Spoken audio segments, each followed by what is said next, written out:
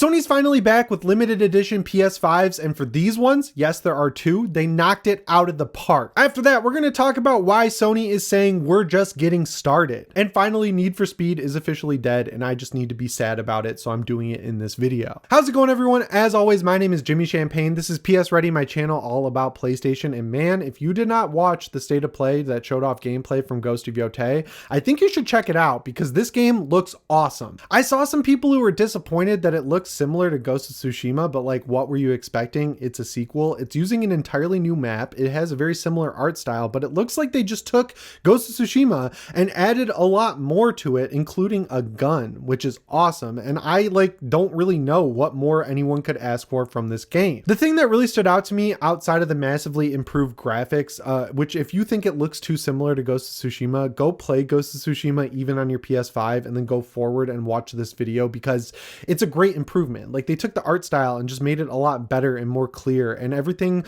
looks bigger and the draw distances are better. Like, they improved the core tech a lot, and I think it does look a lot better. But the thing that really stood out to me is that they're really continuing down that path of it not being a box checker open world game. They wanted to just have a lot of stuff in it that you find naturally, and that's how I like to play open world games. You know, like Red Dead Redemption 2 or Breath of the Wild really stood out to me because you could just explore and find new things just by going in any direction.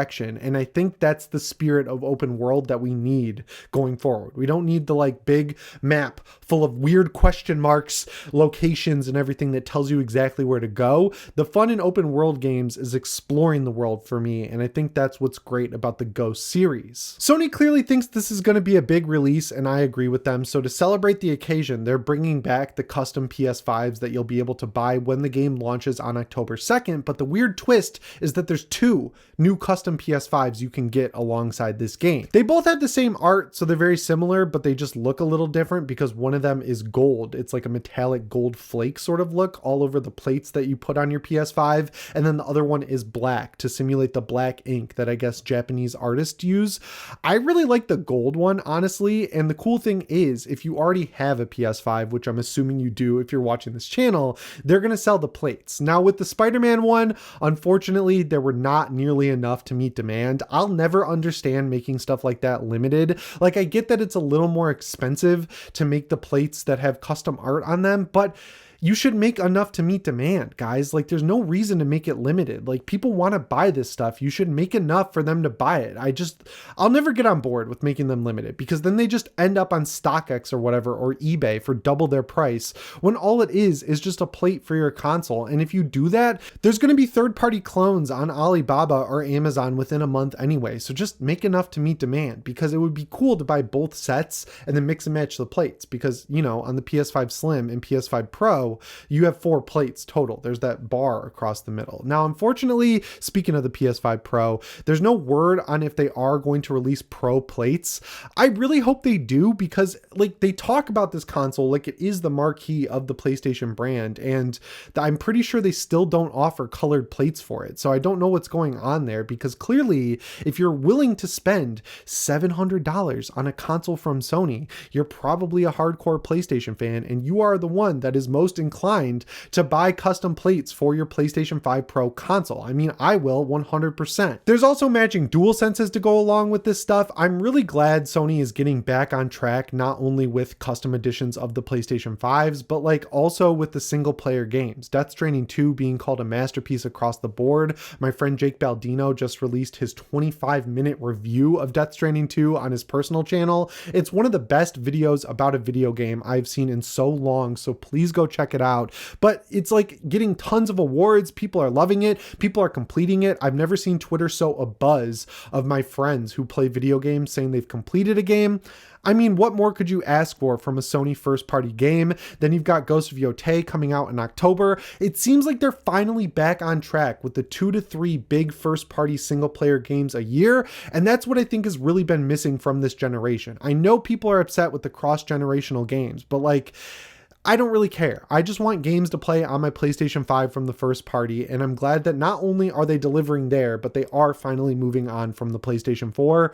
If you've been holding out on buying games, the only way to continue to get more of these single player first party games is to show up day one. And I feel like if there's any company out there to support in that regard, it's Sony, because their games work great day one, and they are one of the only big publishers left that still publish the entire game on the disc. I know there have been patches released for Death Stranding 2, but I think it is really cool that if you go buy that game physically, that version of the disc has enough of the game on it where you can just pop it into your console offline and play it off the disc, and it won't be a dramatically different experience to like the patched version of the game. Sony and CD Projekt Red are like the gold standard devs in that department, if you ask me. When they released The Witcher 3, the entire game was on the disc with the complete edition. Sony released Horizon Forbidden West, all the director's cuts, the entire game is there. When CD Projekt Red just put Cyberpunk on the Switch 2, they bucked the trend of the game card keys by putting the entire game on the red cartridge. I just want to see that continue going forward because of course it's becoming less and less of a priority as time goes on. So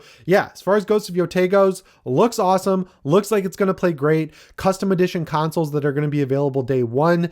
The only thing they can screw up in this department is not having enough of the plates for people to buy for their console they already own. And I wish they were still supporting the launch edition PS5 because they're plastic plates, guys. Like it costs them like a cent to make these things. They should support the entire ecosystem. But moving on here, let's talk about why Sony is saying we're just getting started. So if you didn't hear, PlayStation Plus is 15 years old, and I feel extremely old because I remember getting PS Plus for my PlayStation 3. I was listening to Podcast Beyond while I drove across the state back to Holland, Michigan. They were talking about how The Walking Dead, the Telltale game, season 1 had a huge discount if you bought PS Plus, and the discounts were actually living up to the hype. It was only $50 a year, and what it gave you were extra discounts on the PlayStation Store and free games. So I subscribed to it right away. And here we are 15 years later, and things have really only improved for PlayStation Plus. PS Plus Essential regularly gives out great games. Sony first parties have ended up on there like God of War, Ghost of Tsushima, the original Death Stranding.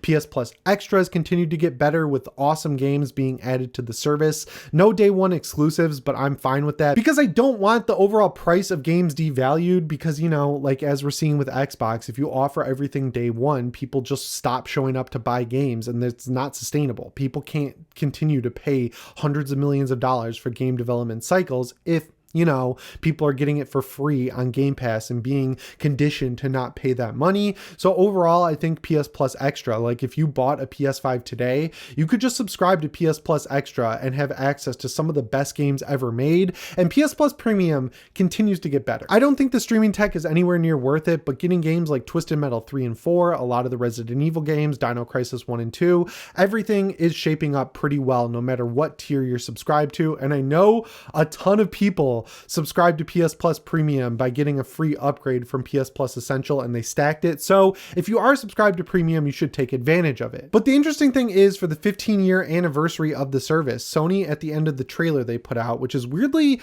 emotional. I don't know why, but it made my heart beat a little bit harder. It was weird. Like it's just PS Plus, but they did put a lot of emotion into the trailer. They said they're just getting started. So I figured I'd give them some suggestions on what they could add. I think they really need to bring back the discounts. In the PS4 era, when I didn't have a lot of money, having PS Plus because you needed it to use online was such a godsend, because around Thanksgiving and Christmas, the extra discounts you would get for PS Plus would take like a $20 discount a game all the way down to like $8. I remember one Black Friday, I got Need for Speed 2015, Mad Max, which is an awesome underplayed game, and Assassin's Creed Syndicate, which were all relatively new that year, for a total price of like $20. And it just continued through the entire PS4 generation. But then it just went away. With the PS5 generation, the discounts haven't been that good. I'd also love to see them bring back the PS Plus collection. If you don't know what that is, when the PS5 came out, you could just add games to your account forever, like Resident Evil 7, Days Gone, God of War 2018. I'm pretty sure Spider-Man was in there.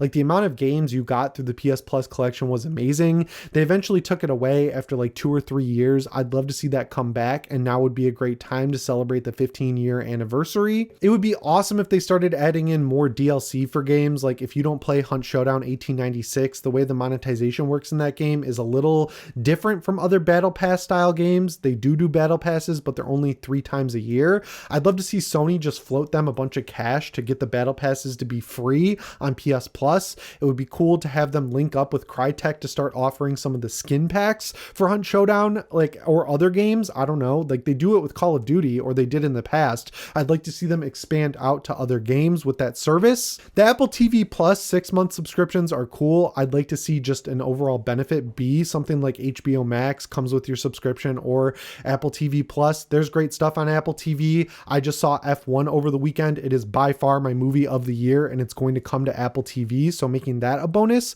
would be really smart. And then something they could pull from Epic Games that I think would be awesome is the coupon. So if you didn't know, whenever Epic has a big sale, like their summer sale, their Christmas sale, whatever, they give you a $10 coupon that you can apply towards games. And usually people use it to get a game for like $1 or $2, because the only limit is that the game has to cost more than $10. It's not like 10 free dollars of credit where you could buy 2 $5 games. You just have to spend it on a $10 plus game.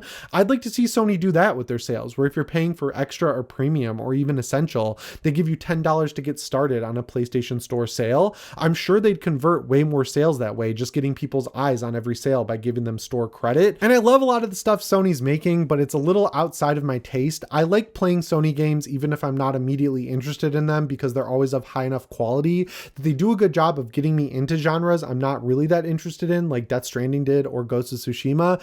But like they're getting a little too far out of my wheelhouse, and I'd love to be nostalgic and play older games like the Uncharted trilogy. Even though I could play the PS4 one, I'd like to have the Uncharted trilogy. Metal Gear Solid 4 is still locked on the PS3. Infamous 1 and 2 were amazing. I'd love to go back to those. The Killzone trilogy, the Resistance trilogy. A lot of these games were what got me into PlayStation back in the day on the PS3 generation after owning a 360 and taking a break after the PS2 generation and PSP generation. So bring those games back. People want to play them, and a lot of people would buy those games digitally if they knew they could play them on their PS5. So yeah, 15 years of PS Plus, I think it largely has gotten better. I know people love to criticize it, but like in the long run, I think they've done a better job than both Xbox and Nintendo with what they offer on their service, and I just hope that we're just getting started means it's going to continue to get better down the line. And finally, let's talk about Need for Speed. I love racing games. I talk about them frequently on the channel. I play a lot of them, whether it's Forza Horizon 5 or Dirt. But the one franchise I started with back in the day that I always love going back to is Need for Speed. I've played all of them, including the Wii one, Need for Speed Nitro, and just the blend of arcade style open world city racing with really cool aesthetic is something that you can't find in any other franchise, especially with every franchise taking the Forza Horizon route, like the Crew. It had differentiation with being a United States map, and then they make the Crew Motorfest, which is like the Crew mixed with Forza Horizon 5. So Need for Speed was always different. But it looks like EA is done with it, because in addition to taking servers offline for Need for Speed Rivals, which sucks because that means they're probably going to do it with Need for Speed 2015 soon. And if you didn't know, as cool as that game is, it needs an online connection. Their website that I didn't know was owned by EA, Speed Hunters, which was like a blog for street racing, they've taken it offline, and the editor-in-chief said that the reason it's offline is because Need for Speed is shelved right now. And if you look at the history, it makes a lot of sense. Ghost Games was working on the games for a while. They started with Need for Speed 2015, I want to say, and then went all the way up to Need for Speed Heat, and then they gave it back to Criterion and closed Ghost Games, and then they put Criterion on the next Battlefield, so there's no one at EA to actually work on Need for Speed games. I wish they would have just kept Ghost Games open and let them continue making Need for Speed games. Because if you look at the sales data, despite the fact that they didn't market Need for Speed Unbound at all, I think it sold like over 10 million copies. Like, it was a very high seller. It's still played to this day. I still play the extraction mode Lockdown, and there's always ways to fill up a match, and most of the people are on PlayStation, ironically, so clearly there is an audience there.